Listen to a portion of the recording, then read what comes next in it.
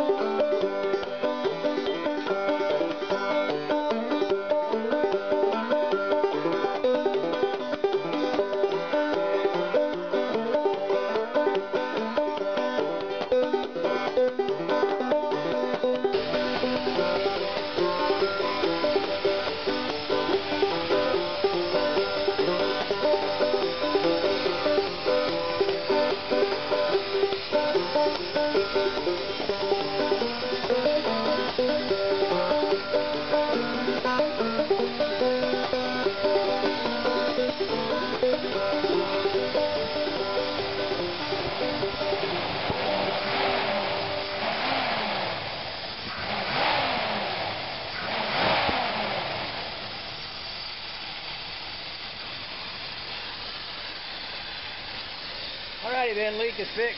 That was pretty easy actually. I didn't change the filter just because when I went to tighten that screw that was holding that connection, it was pretty loose. So I just went ahead and tightened it up, put an extra clamp on there. One thing leads to another. Before you know it, you're building the whole car, which is what I eventually want to do to this thing. People always ask me about this thing and the other thing. I'll show you this. People say, well, this fender's a different color. How come? Well, when I bought this, this was all rotted out, filled up with tin and Bondo, which had crinkled up and started to come apart, much like this other side is over here. I'll show you. This is rust and Bondo, and if you look up in here, it looks like there's a good bit of rust and Bondo up in here too.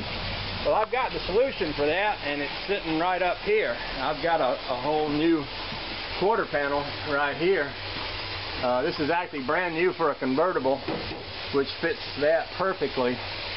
It actually has been sawed in two right at the top of the wheel well, but other than that, it's a complete rear fender panel. And that's one of the things I'm going to be doing with this car at some point, is taking out as much as I need to take out of this old fender and replacing it with that new fender. And then she should be pretty solid. I got a little bit of rust in the fronts of my fenders right up in here, and I think I got a little bit of rust bubble right here, which I've actually got a whole fender, so I could literally replace this all the way up to here when I do it. That's the way I did this other one. Well, actually I did the other one. I left the old fender and I cut it right about here, so everything from here up to the door and down is new. And then I brought that down and married it into the old fender right in here. So that worked out pretty good. Anyway, I'm gonna call that good for today, because I don't have enough time to start a big project out here. But I did want to address why it was running funny. Of course, I found that gas leak, and I certainly wanted to get that fixed.